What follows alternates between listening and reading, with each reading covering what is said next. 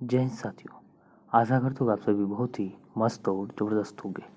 दोस्तों आज हम बात कर लेते हैं बिहार दुर्गा सेट स्टार्ट करने से पहले हम डेली वाइज पे जो है प्रत्येक सेट से पहले जो है कुछ ऐसे इफेक्ट का हम रिवाइज कराते हैं। प्रत्येक सेट में कराए हुए हैं, तो नहीं देखें तो ज़रूर देखें। प्रत्येक सेट जो है हम बदल बदल के कराने का प्रयास करते हैं। कभी चक्षु प्रकाशन, तो कभी रुक्मिणी का, तो कभी एडू सद्धार का, कभी एडुटरिया का। तो इसी प्रकार जो है बदल बदल कर चलते रहता है। तो चलिए हम बात करते हैं आज की बहुत ही मोस्ट इम्पोर्टेंट 2023 के एग्ज़ाम में छपने वाले क्वेश्चन की हम बात करें तो ये किसी भी एग्ज़ाम में 2023 में छपने का प्रबल संभावना है इस एग्ज़ाम में। तो 95 नंबर के ऑस्कर पुरस्कार की हम बात करें तो बहुत ही मोस्ट इम्पोर्टेंट होने वाले हैं 23 के एग्ज़ाम के पॉइंट ऑफ व्यू से। अब बात कर लेते हैं कि तो इसके अलावा और कई सारी हम रिवाइज कराते हैं जो कि एग्ज़ाम के पॉइंट ऑफ व्यू से महत्वपूर्ण होते हैं। तो चलिए हम बात करते हैं ऑस्कर अवार्ड की। तो फिल्म जगत का सबसे बड़ा सम्मान यानी कि पुरस्कार है Oscar award. Oscar award event जो है 16 मई 1929 में आयोजित किया गया था और ट्रॉफी की डिजाइन जो है 1927 में मूर्तिकार जॉर्ज स्टेनली ने किया था। ये आपको ध्यान रखना है। विनर की बात करें तो सर्वश्रेष्ठ फिल्म कौन सा है, तो सर्वश्रेष्ठ फिल्म की बात करते हैं Everything Everywhere All at Once है। बेस्ट अंतर्राष्ट्रीय फिल्म की हम बात करते हैं All Quiet on the Western Front है, यहाँ पे दिया गया है, देख सकते हैं। अब तो वही बात कर लेते हैं कि विनर की तो सर्वश्रेष्ठ अभिनेता की बात करें तो यहाँ पे देख सकते हैं ये सर्वश्रेष्ठ अभिनेता है ब्रेंडन फ्रेजर। और बात करते हैं सर्वश्रेष्ठ फिल्म किसके लिए, द वेल के लिए इसे सर्वश्रेष्ठ अभिनेता ब्रेंडन फ्रेज को चुना गया है। अब सर्वश्रेष्ठ अभिनेत्री की बात करते हैं विनर की, तो अभिनेत्री की बात करते तो यहाँ पे ये देख सकते हैं, यहाँ पे दिया गया है और यह है एवरीथिंग एवरीवेयर के लिए इसे मिशेल योह को जो है सर्वश्रेष्ठ अभिनेत्री चुना गया है। अब बात कर लेते हैं कि सर्वश्रेष्ठ निर्देशक की बात करें Everything Everywhere All at Once के लिए डेनियल सेइनट के साथ डेलियन क्वान को सर्वश्रेष्ठ निर्देशक चुना गया है। सर्वश्रेष्ठ ओरिजिनल सॉन्ग की बात करें तो ये हमारे लिए बहुत ही गर्व की बात करें भारतीयों के लिए, क्योंकि भारत में अब बात करते हैं बहुत सा यानी कि कई दिनों के बाद जो है ऑस्कर आया है, 2 ऑस्कर एक साथ आया है। ये बहुत ही गर्व की बात है हम सब भारतीयों के लिए, बहुत ही खुशी की माहौल है ये ऑस्कर में जो बात करते हैं। कि यूँ बात करें तो 95 साल के इतिहास में जो है कुल 13 जो है व्यक्ति को नॉमिनेट किया गया था, लेकिन उनमें से कुल 8 व्यक्तियों को ही ऑस्कर अभी तक में मिले हैं, यानी कि इतने सालों में कुल 8 भारतीयों को ही मिल चुके हैं। तो चलिए हम बात कर लेते हैं सर्वश्रेष्ठ ओरिजिनल सॉन्ग की आप सभी को पता ही है तो किसको चुना गया है। तो सॉन्ग की बात करें तो नाटू नाटू आरआर के लिए काल भैरव और राहुल सिपलिगंज को जो है चुना गया। यही जो है इसके गायक और लेखक दोनों हैं। ये आपको ध्यान रखना है, क्योंकि एग्जाम में जो क्वेश्चन ये सबको पता है कि आरआर जो है नाटू नाटू सॉन्ग जो है आरआर के का है, लेकिन ये जो है ये तो आपको नहीं पूछे जाएंगे। लेकिन ज़्यादातर जो इन दोनों का जो है मोस्ट रोल है, क्योंकि इन्हीं के लिखे हुए गाने हैं और इन राहुल सिपलिगंज के द्वारा गाए जाने वाला है और लिखा और गाया जाने वाला दोनों के दोनों यही है। ये यहाँ से पूछने की प्रबल संभावना है, ये आपको नोट कर देने हैं, क्योंकि ये बात करते हैं भारत के लिए बहुत ही एग्ज़ाम के पॉइंट ऑफ व्यू से भारत में बहुत ही काफ़ी ज़्यादा पूछे जा सकते हैं। और सर्वश्रेष्ठ अभिनेता और अभिनेत्री भी पूछे जा सकते हैं और ज़्यादातर ये पूछे जाएंगे। और ऑस्कर में भारत की बात करें तो पुरस्कार में 94 साल के इतिहास में भारत को चौथी बार ऑस्कर हासिल हुआ है। कितनी बार, चौथी बार। और प्रथम बार ऑस्कर की बात हो तो 1983 में भानु अथैया को गांधी फिल्म के बेस्ट कॉस्ट्यूम डिजाइन के लिए मिला है। दूसरी बार बात करें 1992 में सत्यजीत रे को लाइफ टाइम अचीवमेंट पुरस्कार मिला है। तीसरी बार 2009 में स्लम डॉग मिलियनेयर को 3 अलग अलग श्रेणी में ये ऑस्कर अवार्ड मिले हैं, ये आपको ध्यान रखना है। अब बात करते हैं best documentary short film element the elephant whispers को मिला है। ये भारतीय है, ये भी भारतीय है, ये भी पूछे जा सकते हैं और ये भी पूछे जाते हैं। 2 क्वेश्चन इंपॉर्टेंट है और 4 क्वेश्चन ही ज़्यादातर पूछे जाएंगे कि ये जो है अभिनेता अभिनेत्री। और ये बात करते हैं बेस्ट शॉर्ट डॉक्यूमेंट्री फिल्म की बात करें द एलिफेंट विस्पर्स को मिला है। इसका जो है दोनों जो है निर्देशक और डायरेक्टर दोनों महिलाएं हैं। और बेस्ट विजुअल अवार्ड की बात करें अवतार द वे ऑफ वाटर को बेस्ट सहायक अभिनेता की बात करते किए हुए कौन को और बेस्ट सहायक अभिनेत्री की जेमी ली कार्टियस को मिला है। तो ये आपको नोट कर लेना है, क्योंकि जो एग्जाम में बनेंगे वो सारे हमने फैक्ट बता चुके हैं। अब बात कर लेते हैं अगले क्वेश्चन। ये देख लें, ये RR को मिला हुआ है 95 नंबर के ऑस्कर, और एक बार में दो ऑस्कर भारत के द्वारा जीता गया है कई सालों के बाद। Naatu Naatu best original song category में ऑस्कर मिला है, तो ये आपको ध्यान रखने हैं। तो यहाँ पे देख सकते हैं 15 साल बाद ऑस्कर। संगीतकार MM कीरवानी है, यहाँ पे गीतकार कौन है, चंद्र बोस। और ये दोनों जो क्वेश्चन काफ़ी मोस्ट इंपोर्टेंट हो जाते हैं तीनों। निर्माता MM कीरवानी। ये आपको दो नाम जो है भी आपको याद रखने लें, क्योंकि यहीं से क्वेश्चन ज़्यादातर, ये तो सबको पता है RR का नाटू नाटू सॉन्ग है, और ये ज़्यादातर आपको पूछे जाएंगे। नाटू नाटू को 10 नवंबर 2021 को रिलीज किया गया था। नाटू नाटू तेलुगु गाना है, हालांकि हिंदी में इसका ट्रांसलेशन नाचो नाचो, यानी कि नाटू नाटो का मतलब हो जाता है नाचो नाचो। और बात करें हाल ही में 80वां गोल्डन ग्लोब अवार्ड जीतने वाले RR के नाटू नाटू को बेस्ट ओरिजिनल सॉन्ग कैटेगरी में ऑस्कर अवार्ड मिला है। आखिरी बार जो 2008 में स्लमडॉग मिलेनियन के गाने यानी कि जय हो के लिए AR रहमान को बेस्ट ओरिजिनल सॉन्ग का ऑस्कर मिला था। 2008 के बाद जो है 2023 में मिला है, ये आपको ध्यान रखना है। कुल कितने साल के बाद, 15 साल के बाद, ये आपको ध्यान रखना है। अब बात करते हैं ये 32वां व्यास सम्मान 2022 के लिए के बिरला फाउंडेशन द्वारा दिया जाता स्थापित किया गया यह सम्मान है, किसे मिला है, तो यहाँ पे देख सकते हैं ये है डॉक्टर ज्ञान चतुर्वेदी यहाँ पे दिया गया है। इसको मिला है किसके लिए, 32वां व्यास सम्मान पुरस्कार पागल खाना के लिए मिला है। ये आपको ध्यान, हिंदी के प्रसिद्ध लेखक डॉक्टर ज्ञान चतुर्वेदी को उसके उपन्यास पागल खाने के लिए प्रदान किया गया ये व्यास सम्मान। अब बात करते हैं ये जो है साहित्य के लिए दिया जाने वाला ज्ञानपीठ पुरस्कार के बाद दूसरा सबसे बड़ा सम्मान है, ये आपको ध्यान रखने हैं। पहला व्यास सम्मान किसको मिला था, रामविलास शर्मा को 1991 में मिला था, यहाँ पे दिया गया है। व्यास सम्मान के बारे में दिया गया 1991 में दिया था। 10 वर्ष तक की अवधि के दौरान हिंदी भाषा में साहित्य कृतियों के लिए प्रदान किया जाता है। इसमें 4 लाख रुपये नगद राशि यानी कि प्रशस्ति पत्र आदि दिया जाता है। अब बात कर लेते हैं, तो कोई भी साहित्य केवल एक ही बार पुरस्कार प्राप्त कर सकता है, दोबारा विचार नहीं किया जा सकता। यह सम्मान रचनाकार मरणोपरांत प्रदान नहीं किया जाता, ये भी ध्यान रखना है। अब बात करते हैं भारत के हैवी इलेक्ट्रॉनिक लिमिटेड भोपाल द्वारा संचालित अस्पताल में हृदय विशेषज्ञ डॉक्टर ज्ञान चतुर्वेदी को जाने माने व्यंगकार है।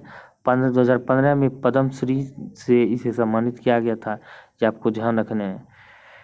अब बात करते हैं प्रथम उपन्यास नरक यात्रा है इसके। अब बात करते हैं 31वां व्यास सम्मान पुरस्कार किसे दिया गया था, असगर बजाहत को 2021 में दिया गया था, ये भी आपको ध्यान रखने हैं। 31वां और 32वां दोनों आपको याद रखने हैं। अब बात कर लेते हैं अपने देश के पड़ोसी देश के बारे में। तो नेपाल के नए राष्ट्रपति बने हैं रामचंद्र पौडेल। नेपाली कांग्रेस के रामचंद्र पौडेल नेपाल के तीसरे राष्ट्रपति बने हैं। पहले राष्ट्रपति कौन थे, रामवरण यादव, और दूसरा बात करते हैं महिला राष्ट्रपति थे विद्यादेवी भंडारी, और तीसरा बना है राष्ट्रपति रामचंद्र पौडेल।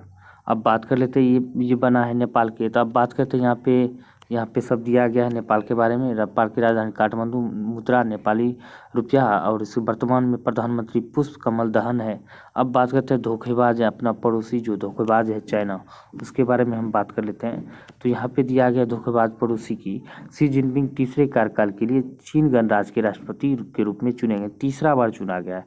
तो पहला बार हम बात करते हैं 2013 में ये चुना गया था, 2018 में दूसरी बार चुना गया था दूसरे कार्यकाल के लिए, ये आपको ध्यान रखने हैं। ली कीक्यांग जो अभी वर्तमान में प्रधानमंत्री चुने गए हैं, ली कीक्यांग प्रधानमंत्री है, ये आपको ध्यान रखना है।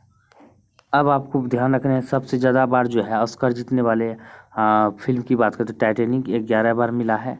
The Lords of the Rings the Return of the King को 2004 में, यानी कि 2004 तक में ये जो हम बात करते हैं 11 बार ऑस्कर मिल चुका है। और ये सारे के सारे देख सकते हैं 11 बार ऑस्कर, 10 बार है, 9 बार है, ये यहाँ पे दिया गया है। ज़्यादा इम्पोर्टेंट कौन सा है, तो ज़्यादा इम्पोर्टेंट टाइटैनिक है जिसको 11 बार ऑस्कर अवार्ड मिल चुका है, ये आपको ध्यान रखना है ये वाले क्वेश्चन की। तो चलिए आप बात कर लेते हैं आज की मोटिवेशन लाइन की। सेट स्टार्ट करने से पहले आज के मोटिवेशन लाइन की हम बात कर लेते हैं। तो आप दुनिया को जिस तरह देखना चाहते हैं पहले खुद उस तरह का इंसान बनिए। सही बात है, आप जिस तरह की दुनिया को आप देखना चाहते हैं सबसे पहले तो अपने आप को उस तरह बनाने होंगे, तभी आप दुनिया को उस तरह बना सकते हैं। क्योंकि लोगों को मैं अक्सर देखते हैं कि क्या होता है कि दूसरे का बुराई झाँकने में उसको जल्दी दिख जाता है दूसरे का बुराई, लेकिन अपना अंदर नहीं दिखता है बुराई। तो ये सारे के सारे जितने भी होते हैं ऐसे लोग बड़े बहुत ही यानी कि निकम्मे यानी कि बेकार होते हैं। तो वो सारे के सारे दूसरे की ही बुराई देखने में रहते हैं, अपना तो दिखता नहीं है, दूसरे को दिखने में लगता है। तो चलिए दोस्तों, ऐसा नहीं करना है, हम लोगों को अच्छे इंसान बनना है और दूसरे के जहाँ तक हो सके भलाई करनी है। भलाई करने वालों को ही उसके बुराई करने का भी अधिकार है, अन्यथा नहीं है। यानी कि जहाँ तक हो सके अपना उसको सपोर्ट बनाए रखिए एक दूसरे को, तभी हम लोग जो है अपना तो भला खुद ही हो जाएगा जब हम दूसरे को भला करेंगे। तो चलिए हम बात कर लेते हैं आज के क्वेश्चंस की। तो बात कर लेते हैं आज के पहले क्वेश्चन की। एक 30 डिग्री नत समतल के साथ 10 मीटर तक 100 किग्रा के खंड की संभाव्य ऊर्जा क्या होगा।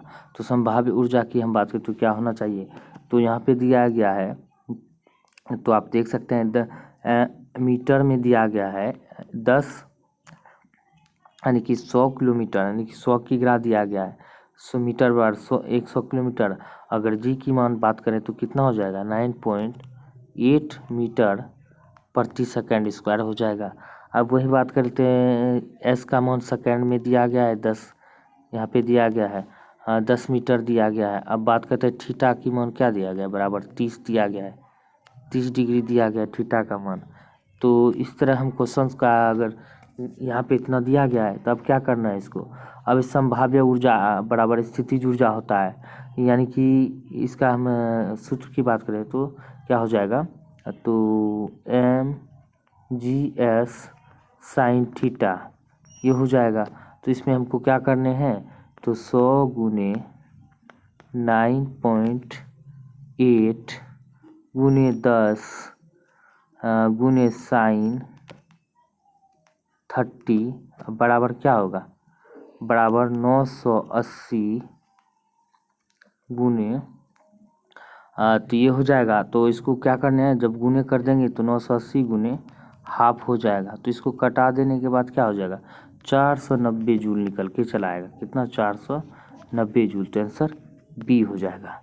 अब बात कर लेते हैं नेक्स्ट की, वह उपकरण जो ध्वनि को विद्युत तरंगों में बदलता है। ध्वनि को विद्युत तरंगों में कौन बदलता है, तो माइक्रोफोन बदलता है, ये आपको ध्यान रखने हैं। अब स्पीकर की बात करें, विद्युत ऊर्जा को ध्वनि ऊर्जा में बदलता है, ये भी आपको ध्यान रखने हैं। और बात करें डायनेमो यांत्रिक ऊर्जा को विद्युत ऊर्जा में बदलता है। ये सारे के सारे जितने भी होते हैं ये बहुत बार पूछे जाते हैं एग्जाम में, यहाँ से भी एक क्वेश्चन आपको देखने को मिल सकते हैं।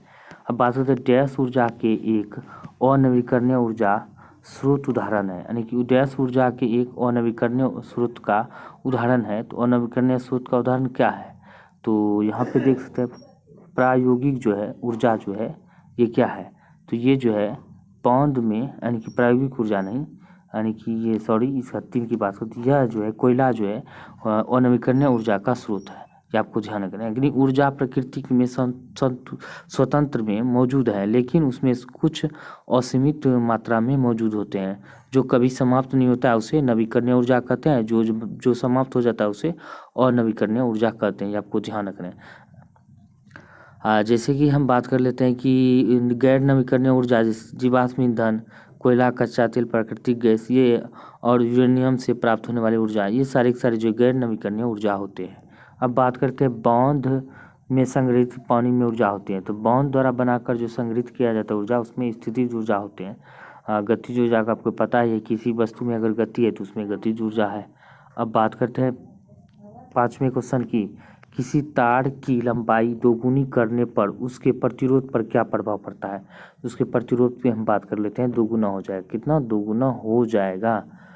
तब बात कर लेते हैं हरित क्रांति डैश से संबंधित है। हरित क्रांति की हम बात करें तो यह संबंधित है गेहूं के उत्पादन में। आज़ादी के बाद जो है हरित क्रांति यानी गेहूं के उत्पादन में 500% की वृद्धि हुई थी, गेहूं और धान के उत्पादन में। और हरित क्रांति की शुरुआत बात करते 1965 यानी कि 66-67 में हुआ था। 1966 और 67 में हरित क्रांति की शुरुआत हुआ था, ये आपको ध्यान रखना है।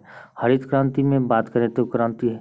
अब बात कर लेते हैं और सारी क्रांति की, तो बात कर लेते हैं जैसे हरित क्रांति खाद्यान्न उत्पादन से, स्वर्ण क्रांति की बात करें तो स्वर्ण फलों के उत्पादन में, और धूसर क्रांति की बात करें तो उर्वरक उत्पादन में, काली क्रांति की बात करें तो पेय पेट्रोलियम उत्पादन में गोल क्रांति, आलू उत्पादन में गुलाबी क्रांति, झींगा उत्पादन में लाल क्रांति, मौस टमाटर उत्पादन में रजत क्रांति, अंडा उत्पादन में श्वेत क्रांति, दूध उत्पादन में पीली क्रांति।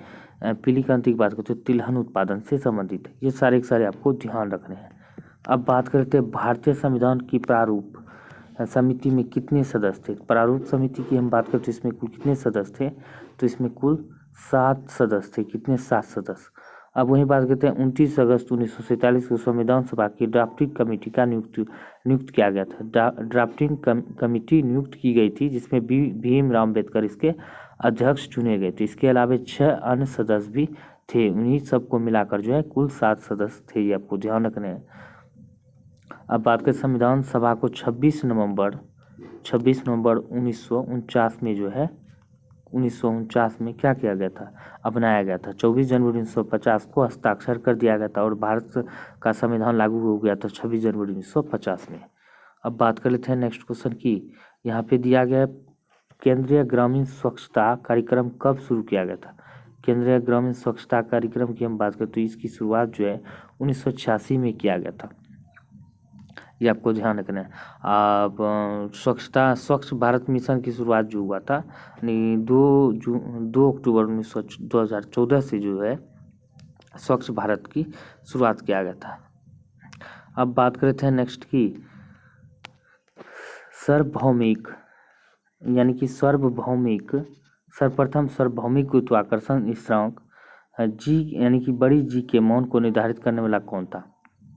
तो बड़ी जी की मान की हम बात करें निर्धारित करने वाला हेनरी कैवेंडिश था। कौन? Henry Cavendish. इसका आंसर ए हो जाएगा। अब बात कर लेते हैं बड़ी जी की मान की बात करें तो हम बात करते हैं आज भी इसका जो है मान क्या होता है। तो बड़ी जी की मान बात करें तो 6 यानी कि कैवेंडिश के मापन के अनुसार हम बात करें तो जी का मान क्या होता है 6.7 गुने 10 पे पावर -11 और न्यूटन मीटर स्क्वायर प्रति केजी स्क्वायर ये हो जाएगा। अब वही बात करते हैं आज के वर्तमान में स्वीकृत मान जो आजकल जो मान होते हैं वो क्या होते हैं 6.6725 गुने 10 पर पावर -11 न्यूटन मीटर स्क्वायर प्रति केजी स्क्वायर ये हो जाएगा। अब बात करते हैं नेक्स्ट की भांगड़ा नृत्य किस राज्य का प्रसिद्ध नृत्य है। भांगड़ा की बात करें तो गिद्धा भांगड़ा ये पंजाब की नृत्य है। लावनी महाराष्ट्र की है। अब बात कर लेते हैं कि नेक्स्ट क्वेश्चन की। अब बात करते हैं निम्नलिखित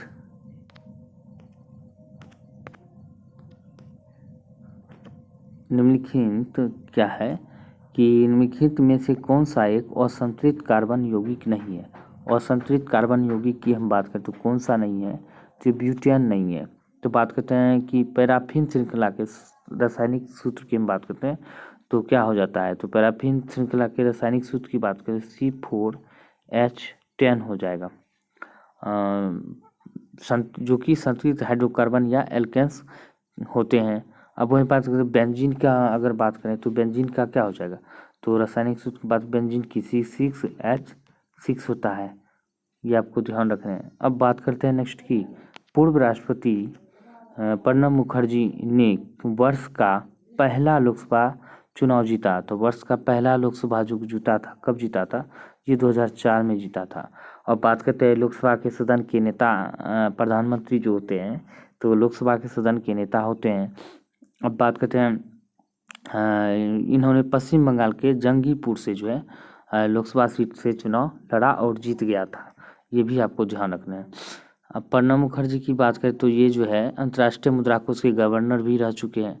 गवर्नर बोर्ड के जो है क्या रह चुके इसमें भी शामिल रह चुके हैं। गवर्नर नहीं सॉरी ये अंतर्राष्ट्रीय मुद्रा कोष के गवर्नर बोर्ड में शामिल भी रह चुके हैं और विश्व बैंक के गवर्नर बोर्ड में भी शामिल रहे हैं और एशियाई विकास बैंक के बोर्ड में भी शामिल रहे हैं। यानी कि कई सारे उपलब्धियां इसके नाम है। अब बात कर लेते हैं निम्नलिखित में से कौन सा देश हवा के देश के रूप में जाना जाता है। निम्नलिखित में से कौन सा देश हवा के देश के रूप में जाना जाता है? तो हवा के देश के रूप में कौन सा देश जाना जाता है? तो बात करते हैं डेनमार्क को। अब डेनमार्क की हम बात करते हैं, क्यों जाना जाता है? क्योंकि पवन ऊर्जा उत्पादन में डेनमार्क की बिजली की बात करें तो 100% जो है पूरा होता है सिर्फ पवन की ऊर्जा से। ये आपको ध्यान रखना है। डेनमार्क अपनी ऊर्जा का 41% जो है, यानी कि 100% जो बिजली होता है पवन ऊर्जा उत्पादन ने डेनमार्क की बिजली की मांग का 100% पूरा किया है 100%। लेकिन हम बात करें डेनमार्क ने अपनी ऊर्जा का 41% जो है ऊर्जा से उत्पादित किया जाता है, नहीं पवन ऊर्जा से 41% जो है उत्पादन किया जाता है, जो पूरे यूरोप में उच्चतम स्तर पर है। ये आपको ध्यान रखना है डेनमार्क। अब भारत में पवन ऊर्जा उत्पादन में कौन सा है? राजस्थान पहले नंबर पर है पवन ऊर्जा में। नहीं, राजस्थान पवन ऊर्जा में बात करते तमिलनाडु है भारत में, तमिलनाडु। और सौर ऊर्जा में बात करते कौन सा है? सौर ऊर्जा में राजस्थान है पहले नंबर पर। ये आपको ध्यान रखना है, ठीक है। अब बात कर लेते हैं नेक्स्ट की।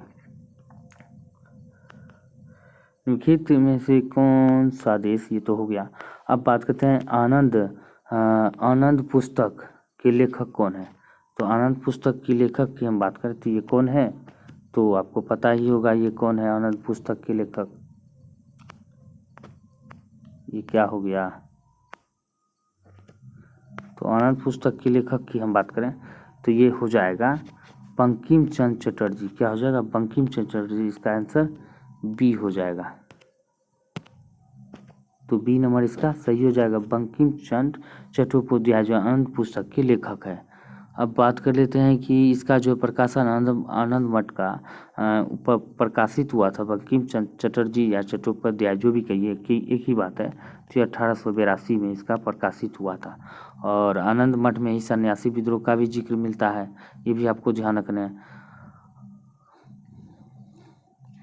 अब बात कर लेते हैं निम्नलिखित में से कौन सा ट्रॉफी कप खेल यानी कि ब्रिज से जुड़ा हुआ है? तो कौन सा ट्रॉफी जो है ट्रॉफी या कप जो है ब्रिज से जुड़ा हुआ है? तो बात करते हैं होलकर ट्रॉफी जो है यह ब्रिज से जुड़ा हुआ है, ये आपको ध्यान रखना है। अब बात करते हैं नेक्स्ट की, खादर क्या है? तो खादर क्या है? तो खादर आपको ऐसे भी ध्यान रखना है कि कैसे, तो आप जैसे कि ऐसे याद रखना है, नई नई कोई भी चीज़ आते हैं तो वो आपको खाने में मज़ा आता है। तो नई खाने में हर आदमी को नया नया खाना चाहिए। तो नई जलोढ़ मिट्टी को खादर कहते हैं। आप पुराने ऐसे कोई भी याद रखिए, भंगा भुट्टा जो भी होता है वो बेच देते हैं, पुराने हो जाते हैं, उसे क्या करते हैं कबाड़ी में बेच देते हैं। तो भंगा भुट्टा अब बांगर मिट्टी का है तो ये पुरानी जलोढ़ मिट्टी हो जाते हैं। भांगा फूटा ऐसे भी सोच लीजिए कि उसको बेच देते हैं तो पुरानी जलोढ़ मिट्टी हो जाते हैं, नई नई खाते हैं। बस एक ही आपको याद रखने हैं। अब बात कर लेते हैं महमूद गजनवी, यानी कि भारत के सोमनाथ मंदिर पर किसने हमला किया था? भारत के सोमनाथ मंदिर पे हम बात करते तो यानी कि 1001 ईस्वी से इसमें जो आक्रमण स्टार्ट किया था और 1025 तक जो है इसने लूटा था। यानी कि 1000 महमूद गजनवी ने पहला आक्रमण 1001 में हुआ था, लेकिन अंतिम आक्रमण इसका 1025 में जो हुआ था ये हमला हुआ था। और इसमें बात करें जितने भी जमा धन थे, पूंजी या जो भी सोना गहने हीरा मोती जो भी थे लूट लिया था 1025 में।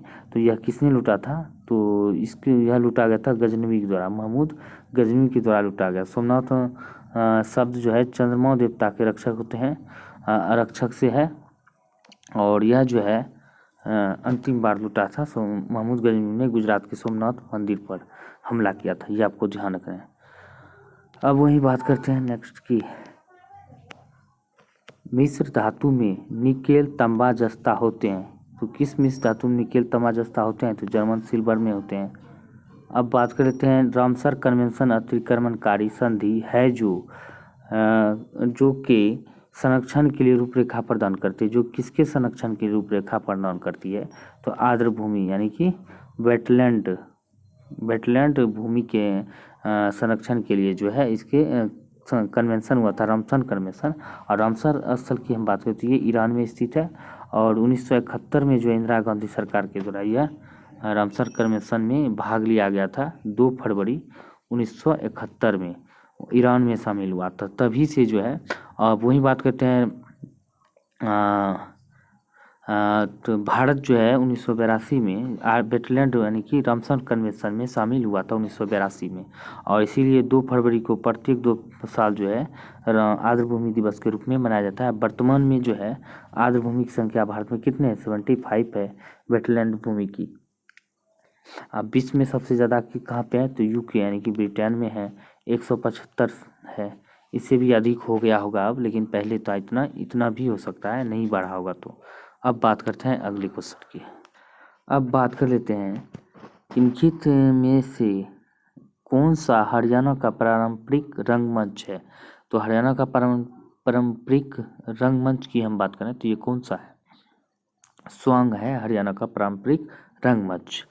अब बात कर लेते हैं स्वांग शब्द स्वांग का भ्रष्ट रूप है, ये आपको ध्यान रखना है। अब बात करते हैं गढ़ कटंगा निम्नलिखित में से किस जनजाति का राज्य था? गढ़ कटंगा की बात करें किस जनजाति का राज्य था, तो बात कर लेते हैं यह जो था गोंड का। गोंड किसका? गोंड का। अब बात करते हैं मिंजर मेला निम्नलिखित में से किस राज्य का लोकप्रिय मेला है? तो किस राज्य का लोकप्रिय मेला है? तो ये बात करते हैं हिमाचल प्रदेश का लोकप्रिय मेला है। अब बात कर लेते हैं कि 25 का किसी सूक्ष्म यानी कि 23 का किसी सूक्ष्म पोषक तत्व को मिट्टी द्वारा पौधे की आपूर्ति की जाती है। तो पौधे की आपूर्ति की बात करें जो जिंक द्वारा जिंक यानी कि जस्ता द्वारा किया जाता है, ये आपको ध्यान रखना है। अब बात कर लेते हैं नेक्स्ट की। अब यहाँ पे दिया गया 24 क्वेश्चन कहता है 24 नंबर निम्नलिखित में से सभी प्रमुख व्यक्तियों ने दादा साहेब फाल्के पुरस्कार प्राप्त किया सिर्फ डैश को छोड़कर। तो किसको छोड़कर? तो महेश भट्ट और विक्रम भट्ट को छोड़कर सभी ने दादा साहेब फाल्के पुरस्कार प्राप्त कर लिया है। लता मंगेशकर, आशा भोसले, BR चोपड़ा, यश चोपड़ा, राज कपूर और शशि कपूर। बात करते हैं नेक्स्ट क्वेश्चन की। तो भागीरथी निम्नलिखित में से किस नदी की शीर्ष है यानी कि सहायक नदी? भागीरथी निम्नलिखित में से किस नदी का शीर्ष है? तो शीर्ष है किस नदी का? तो बात कर लेते हैं यह जो गंगा नदी का जो है शीर्ष है। भागीरथी नदी की 2 प्रमुख नदियों में से एक है, दूसरी अलकनंदा। भागीरथी और अलकनंदा मिलकर जो है गंगा नदी का निर्माण होता है, ये आपको ध्यान रखना है। अब बात कर लेते हैं जोजिला दर्रा किस पहाड़ी क्षेत्र में स्थित है? तो किस पहाड़ी क्षेत्र में स्थित है? जास्कर में। जो से जोजिला, जो से जास्कर, ये आपको ध्यान रखना है। अब बात करते हैं 27 नंबर क्वेश्चन की। तो भारतीय संविधान के किस भाग में केंद्र शासित प्रदेशों का प्रावधान है? तो प्रावधान की बात करते हैं भाग 8 में किया गया है। अब बात करते हैं नेक्स्ट की। वर्तमान में कितने केंद्र शासित प्रदेश है? 8 है, ये आपको ध्यान रखें। राज्य 28 है। अब बात करते हैं भूतागीत निम्नलिखित में से किस भारतीय राज्य से संबंधित है? भूतागीत की बात करते हैं यह केरल राज्य से संबंधित है। दाब जाली हैंडिंग नवपसान स्थल में नवपसान स्थल डैश में स्थित है। दाब जाली हैंडिंग, तो यह कहाँ पे स्थित है? तो बात करते हैं असम में स्थित है। अब बात कर लेते हैं MOU का पूर्ण रूप क्या है? यानी कि MOU का पूर्ण रूप की हम बात करें तो क्या हो जाता है? तो इसका बात करते हैं memorandum of understanding. Memorandum of understanding इसका फुल फॉर्म हो जाता है। जमगुप्त मौर्य देश था। जमगुप्त मौर्य की हम बात करें तो यह कौन था? तो यह बात करते हैं अशोक का दादा था। अशोक का दादा था। और बात कर लेते हैं चंद्रगुप्त मौर्य का जो बेटा था कौन था? बिंदुसार। बिंदुसार का बेटा अशोक था, ये आपको ध्यान रखना है। अब बात कर लेते हैं नेक्स्ट की। निम्नलिखित यानी कि किस स्थान से प्राप्त अभिलेखों में संगीत के 7 स्वरों को उल्लेख है? 7 स्वरों का उल्लेख मिलता है किस अभिलेख से? तो यह बात कर लेते हैं अग्रोहा अभिलेख से जो है संगीत के 7 स्वरों का उल्लेख मिला है। बात करते हैं प्रभाकर वर्धन वर्धन वंश का पहला प्रतापी राजा डैश का शासक था? तो यह थानेश्वर का शासक था। पानीपत की तीसरी लड़ाई संबंधित स्थान है। तो पानीपत की तीसरी लड़ाई से संबंधित स्थान की बात करें तो काला अम्ब है। काला अम्ब जो है पानीपत की तीसरी लड़ाई यहीं पे हुआ था। किसके किसके बीच? मराठों और अहमद शाह अब्दाली और मराठों के बीच हुआ था। कब हुआ था? 1761 ईस्वी में हुआ था, ये आपको ध्यान रखना है। अब बात कर लेते हैं नेक्स्ट की। खजुराहो में मंदिर का निर्माण किसने कराया था? तो खजुराहो में मंदिर के निर्माण की हम बात करें तो यह कराया गया था किसके द्वारा? तो यह जो हुआ था मंदिर का निर्माण, तो खजुराहो में मंदिर का निर्माण जो हुआ था, तो ये चंदेल वंश राजा के द्वारा कराया गया था। किसके द्वारा? खजुराहो में मंदिर का निर्माण की बात करते हैं, चंदेल वंश के राजाओं ने किया था। बात करते गुरु अंगद देव पशु चिकित्सा और पशु विज्ञान विश्वविद्यालय पंजाब के किस शहर में स्थित है? तो यह जो स्थित है किस शहर में स्थित है? तो बात कर लेते हैं लुधियाना में स्थित है।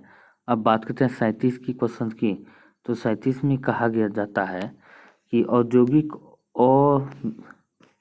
औद्योगिक अविशालता विज्ञान शोध केंद्र स्थित है। कहाँ पे स्थित है? तो लखनऊ में स्थित है। प्रसिद्ध संगीत उस्ताद बिस्मिल्लाह खान, संगीतकार जो है उस्ताद बिस्मिल्लाह खान किस संगीत वाद्य यंत्र से संबंधित थे? तो यह जो संबंधित थे शहनाई से। बांसुरी की बात करते हैं हरिप्रसाद चौरसिया बांसुरी बजाते थे। सितार की बात करते हैं रविशंकर प्रसाद सितार संबंधित है। अब बात कर तबला की, तो जाकिर हुसैन जो है तबला वादक थे। अब बात कर लेते हैं नेक्स्ट की, कवियत्री महादेवी वर्मा का जन्म किस शहर में हुआ था? तो महादेवी वर्मा का जन्म की हम बात होती है फर्रुखाबाद में हुआ था। तो कब हुआ था? 1907 ईस्वी में हुआ था। 26 मार्च 1907 में हुआ था। अब बात करते हैं नेक्स्ट की, किस स्वतंत्रता सेनानी को लोकमान्य की मानद उपाधि दी गई थी? यानी कि लोकमान्य के नाम से किसे जाना जाता था? तो इसे जाना जाता किसे? स्वतंत्रता सेनानी लोकमान्य के नाम से जाना जाता है लाल बाल गंगाधर तिलक। क्या है? ये गलत दिया गया। यानी किस स्वतंत्रता सेनानी को लोकमान्य के नाम से जाना जाता था? लोकमान्य तिलक बाल गंगाधर तिलक को ही जाना जाता था। बात करते हैं वयोवृत्त के नाम से दादा भाई नौरोजी को वयोवृत्त के नाम से लाला लाजपत राय को पंजाब केसरी, राजेंद्र प्रसाद को किसको जाना जाता था? देश रत्न और अजात शत्रु के नाम से राजेंद्र प्रसाद को जाना जाता था। बाल गंगाधर तिलक को लोकमान्य के नाम से जाना जाता था। ये आपको ध्यान रखना है।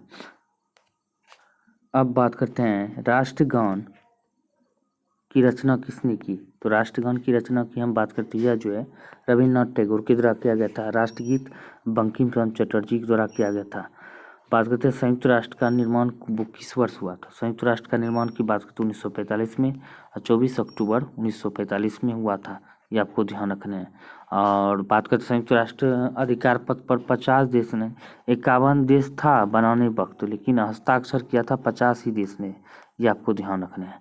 अब वहीं बात करते हैं कि अंतर्राष्ट्रीय योग दिवस मनाया जाता है। तो अंतर्राष्ट्रीय योग दिवस जो बात करते हैं आने ही वाला है, तो यह जो मनाया जाता है 21 जून को मनाया जाता है, जो कि 21 जून को क्या होता है? सबसे लंबा दिन होता है। ये भी आपको ध्यान रखना है।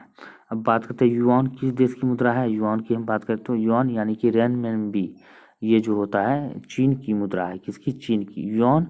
इसको दूसरा नाम इसका इसी का है रेनमिनबी। ये आपको ध्यान रखना है। कर्नाटक संगीत के साथ साथ निम्न में से किसका नाम संबंधित नहीं? तो हम बात करते हैं कर्नाटक संगीत के साथ साथ निम्न में से किसका नाम संबंधित नहीं है? तो बात करते हैं यह जो संबंधित नहीं है किसका? तो भातखंड का संबंधित नहीं है, बाकी सबका जो है संबंधित है। अब बात कर लेते हैं टूटते बंधन उपन्यास के लेखक कौन है? टूटते बंधन उपन्यास के लेखक की बात करें तो यह कौन है? तो जेमिनी सरसार है। जेमिनी सरसार जो है टूटते बंधन के लेखक है। अब बात करते हैं ड्रिबिल यानी कि कौन सा पद हॉकी से संबंधित रखता है? तो हॉकी की बात करते हैं ड्रिबिल जो है हॉकी से संबंधित रखता है। बात करें विटामिन शब्द का जनक किसे कहा जाता है? तो यह जनक कौन है? यह विटामिन शब्द का जनक किस या पिता किसे कहा जाता है? तो कासिमिर फंक को कहा जाता है। फंक, कभी कभी फंक ही दे दिया जाता है, ज़्यादातर फंक लिखा रहता है, लेकिन इसका पूरा नाम दिया गया, ये आपको ध्यान रखना है। अब बात कर लेते हैं किस दिन राष्ट्रीय मतदाता दिवस मनाया जाता है? मतदाता दिवस की बात करें तो 25 जनवरी को मनाया जाता है। कब? 25 जनवरी को। 25 जनवरी को राष्ट्रीय पर्यटन दिवस भी मनाया जाता है। अब इस दिन अगर बात करें तो मतदाता दिवस क्यों मनाया जाता है? क्योंकि 25 जनवरी 1950 में निर्वाचन आयोग की स्थापना किया गया था, इसीलिए मतदाता दिवस के रूप में 25 जनवरी को मनाया जाता है। और 25 जनवरी को राष्ट्रीय पर्यटन दिवस के रूप में मनाया जाता है। अंतर्राष्ट्रीय पर्यटन दिवस कब मनाया जाता है? ये आपको कमेंट करके बताने हैं कब मनाया जाता है। अब बात करते हैं विश्व बाघ दिवस यानी कि वर्ल्ड टाइगर डे कब मनाया जाता है। तो 29 क्या है 29 जून होना चाहिए, 29 जून है। तो विश्व बाघ दिवस की बात करें तो ये कब मनाया जाता है। तो ये 29 जुलाई को मनाया जाता है। 11 जुलाई को क्या मनाते हैं, जनसंख्या दिवस मनाया जाता है। जुलाई महीना की बात करते हैं। 28 जुलाई को विश्व हेपेटाइटिस दिवस के रूप में मनाया जाता है। ये भी आपको ध्यान रखना है। अब वहीं बात करते हैं किसी कल्याण राज का सर्वाधिक महत्वपूर्ण उत्तरदायित्व क्या है। तो महत्वपूर्ण उत्तरदायी की बात करें तो ये क्या होना चाहिए। तो यह शोषण पर नियंत्रण ये होना चाहिए। निजी संपत्ति को परिरक्षित करना ये तो नहीं। जनता के धर्म का संवर्धन ये नहीं होना चाहिए। निजी पर शोषण पर नियंत्रण होना चाहिए। 51 का सी हो जाएगा। बात करते हैं निम्नलिखित में से कौन सा कथन सही है। तो सही कथन यहाँ पे दिया गया है आसाम की सीमा बांग्लादेश और भूटान से मिली हुई है, बिल्कुल सही है। अब बात करते हैं पश्चिम बंगाल की सीमा भूटान नेपाल से मिली हुई है, ये भी सही है। मिजोरम की सीमा बांग्लादेश और म्यांमार से मिली, बिल्कुल सही है। तो राइट आंसर की बात करते हैं ABC यानी कि तीनों के तीनों सही है। बात करते हैं कौन सा राष्ट्रपति पहले आया और कौन सा बाद में। इस कालक्रम के अनुसार निम्नलिखित राष्ट्रपतियों के नाम क्रमानुसार लिखिए। तो पहले आया और कर्म यानी कि आपको जो है अरेंज करना है क्रम के अनुसार से।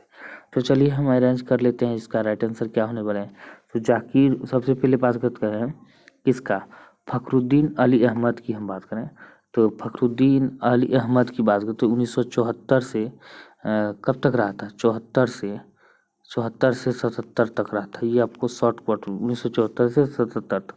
और जाकिर हुसैन की बात करें तो ये कब तक रहा था, 67 से 69 तक रहा था। ठीक है, ये आपको ध्यान रखना है। अब बात करते हैं जस्टिस हिदायतुल्लाह की, तो ये कब तक रहा था। जस्टिस हिदायतुल्लाह की बात करें तो ये 69 से यानी कि बहुत कम समय तक रहा था। 69 में ही इसको 1969 से यानी 24/8 8वां महीना 74 से 69 से यानी कि 20/7/69 से 24/8 69 तक रहा था। कहने का तात्पर्य ये है यह जो है मात्र जो है कितने दिन तक रहा था। तो यह जो मात्र 1 महीने के समथिंग रहा था, 1 महीना के लिए। तो APJ अब्दुल कलाम की बात करें तो ये कब रहा था, 2002 से 7 तक रहा था। तो कालक्रम के अनुसार से हम बात करते हैं इसका सही कालक्रम क्या हो जाना चाहिए। इसके अनुसार से जाकिर हुसैन हो जाएगा, बी नंबर तीनों में है। और उसके बाद क्या होना चाहिए, तो उसके बाद C हो जाएगा जस्टिस हिदायतुल्लाह 69 में। इसका राइट आंसर B हो जाएगा। इस तरह आपको ध्यान रखना है, 20 का राइट आंसर होगा।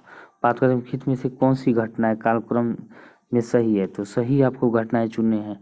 तो बात करते हैं इसका जो स्वाभिनव विज्ञान आंदोलन कब हुआ था, 1930 में हुआ था। ये आपको ध्यान रखना है। अब वही बात कर लेते हैं भारत छोड़ो आंदोलन कब हुआ था, तो ये 1942 में हुआ था। अब बात करते हैं कैबिनेट मिशन आंदोलन कब, 1946 में हुआ था। तो इसका कालक्रम की बात करें तो ये इसका राइट आंसर है। अब बात करते हैं नेक्स्ट की, विक्रमशिला विश्वविद्यालय की स्थापना किसने किया था। तो विक्रमशिला विश्वविद्यालय की स्थापना की बात करें तो धर्मपाल ने किया था। अब बात करते हैं निम्नलिखित में से ऋग्वेद काल के दौरान किसकी जानकारी नहीं था। तो बात करते हैं यह जो कृषि का जो जानकारी नहीं था उस समय, बाकी सब चीज़ें का जानकार था। अब बात करें खित को मिलान करने हैं, तो आपको 57 नंबर की हम बात करें तो इसका क्या हो जाएगा, पल्लव वंश की बात करें तो सिंह विष्णु था। अब बात करें चालुक्य की तो पुलकेशिन फर्स्ट था। राष्ट्रकूट की बात करें तो क्या हो जाएगा, राष्ट्रकूट का तंती दुर्ग हो जाएगा। अब बात करते हैं होयसल की तो विष्णुवर्धन हो जाएगा। तो इसका राइट आंसर क्या होना चाहिए, तो राइट आंसर की बात करें तो 20 का राइट आंसर हो जाएगा। अब बात करते हैं नेक्स्ट की, अबुल फजल ने लिखा, तो अबुल फजल की हम बात करते तो यह क्या लिखा था अबुल फजल ने, तो यह लिखा था अकबरनामा की लेखक जो है अबुल फजल था। ये आपको ध्यान रखना है। अब बात करते हैं नेक्स्ट की, अब बात करते हैं निम्नलिखित में से किसको प्रशांत महासागर की पार सड़क कहा जाता है। तो पार सड़क किसको कहा जाता है, फिजी को कहा जाता है। फिजी को प्रशांत महासागर का पार सड़क कहा जाता है। बात करें निम्नलिखित में से कौन सा कार्य मनुष्य द्वारा किया जाने वाला है जो परिस्थिति की संतुलन में बाधा डालता है। तो परिस्थिति की संतुलन में बाधा कौन डालता है, लकड़ी का काटना। ये डालता है, क्योंकि लकड़ी काटने से क्या होता है, हमारे पर्यावरण पे प्रभाव पड़ते हैं। तो ये इसका राइट आंसर सी हो जाएगा। बात कर लेते हैं किसका मिलान सही नहीं है। तो सही मिलान आपको चुनने हैं तो कौन है, तो हम बात करते हैं लोंग काय रूस, लोंग काय यानी कि Kent City School District Ohio America में है, लेकिन यहाँ रूस दिया गया है, ये गलत है, यहाँ पे यूएसए होना चाहिए। तो अब बात करें राइन जर्मनी में, ये सही है। ग्लासगो ब्रिटेन में है, पीटर्सबर्ग यूएसए में है, तो राइट आंसर ए हो जाएगा। बात करते हैं भारत में कितने राज्यों में समुद्र तटरेखा है। तो समुद्र तटरेखा की बात करते हैं कितने राज्यों में है, तो ध्यान रखना है कितने राज्यों में, 9 राज्यों में। तो कैसे कैसे है, तो हम देख सकते हैं यहाँ पे ऐसे मिला देते हैं, ऐसे करके हमारा भारत है, यहाँ पे ऐसे करके, यहाँ पे देख सकते हैं गुजरात, यहाँ पे हम देख सकते हैं पश्चिमी तट पे, तो गुजरात हो जाता है सबसे पहले, यहाँ पे गुजरात, तब हो जाता है गोवा, गुजरात गोवा, तब हो जाता है महाराष्ट्र, और हो जाता है यहाँ पे महाराष्ट्र के बाद क्या हो जाए कर्नाटक, उसके बाद हो जाए केरल। तो कितना हो गया, तो गुजरात गोवा महाराष्ट्र कर्नाटक और केरल, कितना हो जाता है 5 हो जाता है। 5 तो ये हो जाता है पश्चिमी घाट में, 4 हो जाता है पूर्वी घाट में, यहाँ पे तमिलनाडु हो गया, आंध्र प्रदेश हो गया, उड़ीसा हो गया और बंगाल हो गया, वेस्ट बंगाल। तो कितना हो गया 4 पूर्वी घाट में और 5 पश्चिमी घाट में, टोटल मिला के 9 हो गया। अब बात करते हैं नेक्स्ट की भारत और पाकिस्तान के बीच अंतर्राष्ट्रीय सीमा किसके दौरान सीमांकित किया जाता है। भारत पाकिस्तान के बीच डुरंड रेखा, भारत और चीन के बीच, भारत और चीन के बीच क्या हो जाता है मैकमोहन लाइन, रेड क्लिफ यानी कि रेड, सॉरी इसका आंसर क्या होगा, ये हो जाएगा सी, यानी कि डुरंड रेखा भारत अफगानिस्तान के बीच है। मैगिनॉट रेखा की बात होती है किसके किसके बीच है, जर्मनी और फ्रांस के बीच मैगिनॉट रेखा है, ये आपको ध्यान रखना है। अब बात कर लेते हैं नेक्स्ट की राष्ट्रीय पोषण संस्थान एक अनुसंधान, राष्ट्रीय पोषण संस्थान एक अनुसंधान संस्थान है जो इस राज्य में स्थित है। किस राज्य में स्थित है, तो बात कर लेते हैं यह आंध्र प्रदेश में स्थित है। कहाँ पे, आंध्र प्रदेश के हैदराबाद में। अब बात करते हैं भारत में पनडुब्बी में जल यात्रा करने वाले पहले राष्ट्रपति कौन है। भारत के पनडुब्बी में जल यात्रा करने वाले पहले राष्ट्रपति की बात करते हैं एपीजे अब्दुल कलाम थे। अब बात करते हैं देश बंधु इन के नाम से किसे जाना जाता है, यानी कि देश बंधु किसकी उपाधि है।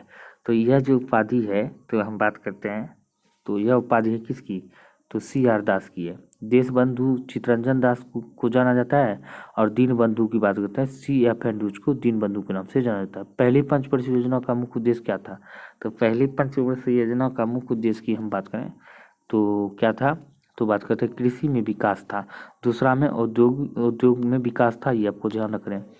अब यहाँ पे दिया गया वर्ष 2011 की जनगणना के अनुसार निम्नलिखित में से किस राज्य में बाल लिंग अनुपात सबसे कम है। तो सबसे कम कहाँ पे, हरियाणा में। और सबसे ज़्यादा की बात करें तो लिंगानुपात की, तो ये कहाँ पे है, केरल में है, ये आपको ध्यान रखना है। अब बात करते हैं काजीरंगा राष्ट्रीय उद्यान कहाँ पर स्थित है। तो काजीरंगा राष्ट्रीय उद्यान की हम बात करते हैं असम में स्थित है, और यह किसके लिए फेमस है, एक सींग वाले गैंडे के लिए प्रसिद्ध फेमस है, यानी कि राइनो के लिए प्रसिद्ध है। अब बात करते हैं if cricket is religion Sachin is God नामक पुस्तक के लेखक कौन है। If cricket is religion Sachin is God नामक पुस्तक के लेखक कौन है। तो इसका लेखक की हम बात करें तो यह विजय संथानम और श्याम बाला सुब्रमण्यम है, यानी कि इसका राइट आंसर सी हो जाएगा। दोनों है, इसका राइट आंसर सी, ये भी दोनों।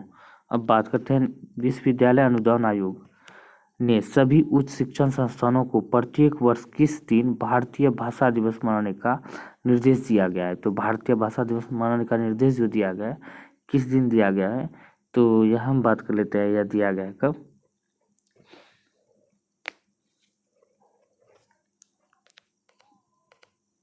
तो यह 11 दिसंबर को दिया गया। कब, 11 दिसंबर को। अब बात करते हैं त्रिभुज के अंदर अंग्रेजी अक्षर का टी किस संकेत को दर्शाता है। त्रिभुज के अंदर जो है, त्रिभुज के अंदर ऐसे अंग्रेजी अक्षर का टी जो है किस संकेत को दर्शाता है। तो हम बात करते हैं यह जो दर्शाता है, यह दर्शाता है किसको, टी तिरहा को दर्शाता है।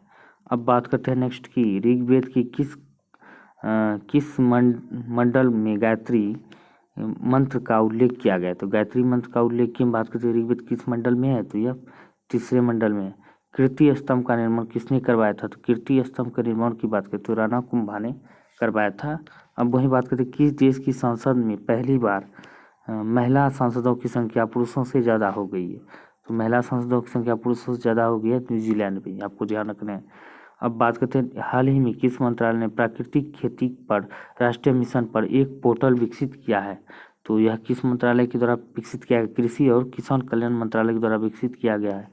बात करते हैं नेक्स्ट की गांधी इरविन समझौता में किस आंदोलन को रोकने का प्रावधान किया था, तो प्रावधान किया गया था यह जो विश्वविज्ञान आंदोलन को। अब बात करते हैं प्रार्थना समाज के संस्थापक कौन थे, तो प्रार्थना समाज के संस्थापक की हम बात करें तो आत्माराम पांडुरंग थे।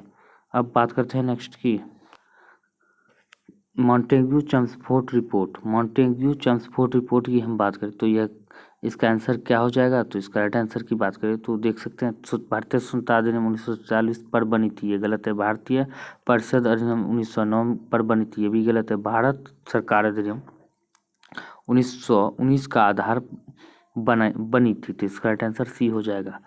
बात करते हैं नेक्स्ट की केंद्र सरकार के स्मार्ट सिटी प्लान में चयनित पहला शहर, तो केंद्र सरकार के स्मार्ट सिटी प्लान में चयनित पहला शहर की हम बात करें तो भुवनेश्वर है, और सौवा शहर की बात करें तो शिलोंग है। कौन सा है, शिलोंग, मेघालय का शिलोंग, ये आपको ध्यान रखना है। प्रकाश का वेग अधिकतम होता है, तो प्रकाश का वेग अधिकतम किस में होता है, तो ये किस में होता है, निर्वात में होता है। हेली पार्क अधिकतम निर्वात में और न्यूनतम किस में होता है, प्रकाश का वेग अधिकतम जो होगा निर्वात में, अगर वहीं ध्वनि का वेग अधिकतम कहे तो तब क्या होगा, ठोस में, ये आपको ध्यान रखना है। अब बात करते हैं हेली पार्क का नया नाम क्या है, तो हेली पार्क का नया नाम की हम बात करें तो ये जिम कार्बेट पहले जो था जिम कार्बेट का नाम जो था पहले नाम तो हेली पार्क रखा गया था, उसके बाद जो हेली पार्क का नाम बदल कर जिम कार्बेट रख दिया गया। लेकिन अब जिम कार्बेट का नाम बदल कर क्या रख दिया गया है, तो राम गंगा नेशनल पार्क रख दिया गया है। क्यों रखा है, क्योंकि उनके बीचों बीच जो है गंगा नदी निकलती है, इसलिए रामगंगा नदी निकलती है, इसलिए रामगंगा पार्क रखा गया है। बात करते राष्ट्रपति शासन लागू किया जा सकता है, राष्ट्रपति शासन जो बात करते हैं 356 के द्वारा लागू किया जा सकता है। 360 के द्वारा क्या होता है, वित्तीय आपात लागू किया जा सकता है। 352 के द्वारा क्या होता है, तो राष्ट्रीय आपात लागू होता है। ये तीनों भारत में 3 प्रकार के आपात का उल्लेख मिलता है संविधान में, ये तीनों जो है ये आपको चर्चा कर दिया, क्योंकि यहाँ से एक ना एक क्वेश्चन जरूर एग्जाम में पूछ ले जाते हैं। अब बात करते हैं राष्ट्रपति द्वारा राज्यसभा में कितने सदस्य मनोनीत किए जाते हैं, तो राज्यसभा में कितने मनोनीत किए जाते हैं, तो 12, तो लोकसभा में 2, तो दोनों मिलाकर कितना मनोनीत किया जाता है, 14 किया जाता था। लेकिन अब जो है लोकसभा और विधानसभा का जो है यानी कि लोकसभा और विधानसभा का जो है मनोनयन जो किया जाता था वो खत्म कर दिया गया 104वां संविधान संशोधन द्वारा, इसे अब समाप्त कर दिया गया है। अब बात करते हैं राज्य के राज्यपाल की नियुक्ति कौन करता है, राज्य के राज्यपाल की नियुक्ति की हम बात करें तो यह करता है राष्ट्रपति करता है। चमगादड़ के द्वारा परागकण को कहते हैं चिरोप्टोफिली जो कहते हैं चमगादड़ के द्वारा परागकण को कहा जाता है। अब बात करते हैं बीजों के अंकुरण के दौरान डैश होता है, बीजों के अंकुरण के दौरान की हम बात करें तो उष्मा निकलती, क्या है, उष्मा निकलती है। हाल ही में चर्चा में रही नेरल माथेरान टॉय ट्रेन किस राज्य में संचालित होती है, तो यह जो है संचालित हो रही है तो महाराष्ट्र में हो रही है, नेरल माथेरान याद रखना है। बात करते हैं हाल ही में दुनिया के सबसे गंदे आदमी अमी हाजी का निधन हो गया, यह किस देश से संबंधित है, तो यह ईरान के थे। ये जो है जब से अथी हुआ था कई दिनों से, यानी कि ये नहाया नहीं था, जब ये ईरान के यानी कि ईरान के थे, जब इन्होंने इसको जो है गांव के आदमी ने मिलकर ज़बरदस्ती से नहला दिया, और जब नहला दिया तो ये उसी समय इसकी मौत हो गई। तो ये जो है दुनिया के सबसे गंदे आदमी थे, ये आपको ध्यान रखना है। अब वही बात कर लेते हैं कि हाल ही में स्वतंत्र भारत के पहले मतदाता श्याम शरण नेगी का निधन हो गया, वह किस राज्य से थे, तो श्याम शरण नेगी की हम बात करते हैं किस राज्य से थे, तो इसका आंसर की बात करते हैं हिमाचल प्रदेश के थे। हाल ही में प्रतिवर्ष भारतीय सेना का इन्फेंट्री दिवस कब मनाया जाता है? तो भारतीय सेना का इन्फेंट्री दिवस की हम बात करें तो प्रत्येक वर्ष 27 अक्टूबर को मनाया जाता है।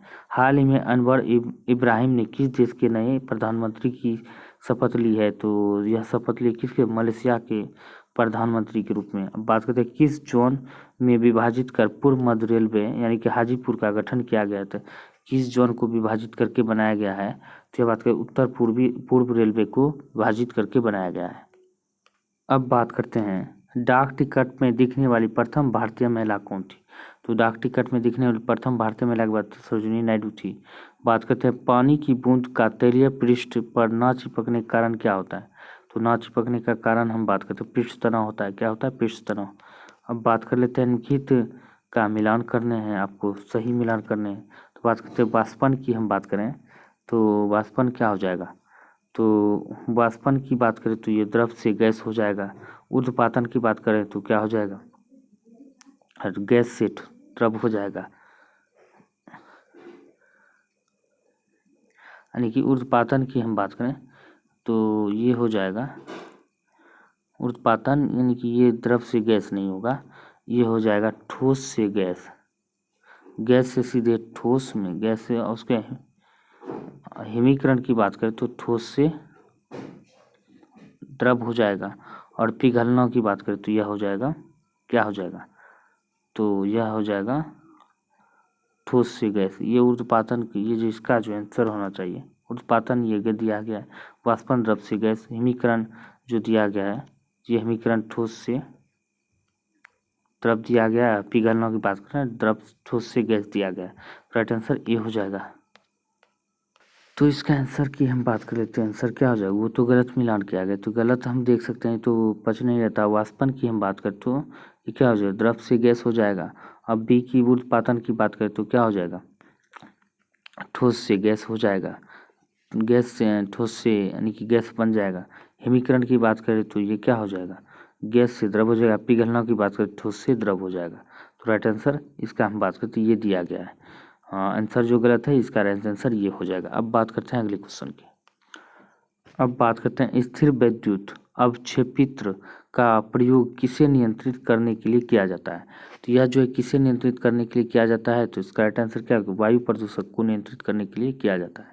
अब बात करते हैं 1 माइक्रोन इसके बराबर होता है। तो 1 माइक्रोन की बात करते हैं 0.001 मिमी के बराबर होता है। अब बात करते हैं निकट दृष्टिता से पीड़ित लोगों को इनका प्रयोग करने की सलाह दी जाती है। तो किसका प्रयोग करने की सलाह दी जाती है? तो बात करते हैं कॉनकेव लेंस यानी कि अवतल लेंस का प्रयोग किया जाता है। दूरदृष्टि दोष के लिए उत्तल लेंस यानी कि कॉन्वेक्स लेंस का प्रयोग किया जाता है। अब बात करते हैं एक प्रकाश वर्ष किसका यूनिट है? कि एक प्रकाश वर्ष बराबर, तो ये बात करें तो यह दूरी की इकाई होती है। प्रकाश वर्ष बराबर दूरी की इकाई है। तो दोस्तों उम्मीद करता हूँ कि यह जानकारी आप सभी को बहुत ही पसंद आए। वीडियो को लाइक करें, शेयर करें, ज़्यादा से ज़्यादा दोस्तों को शेयर करने का प्रयास करें। अगर कोई सुझाव देना हो तो वीडियो के नीचे कमेंट कर सुझाव देना ना भूलें। अगर पीडीएफ चाहिए तो वीडियो के नीचे को डिस्क्रिप्शन का में लिंक दिया गया है टेलीग्राम का, वहाँ से जाके ज्वाइन करके आप पीडीएफ भी डाउनलोड कर सकते हैं। मिलते हैं अगले वीडियो में, तब तक के लिए जय हिंद, जय भारत।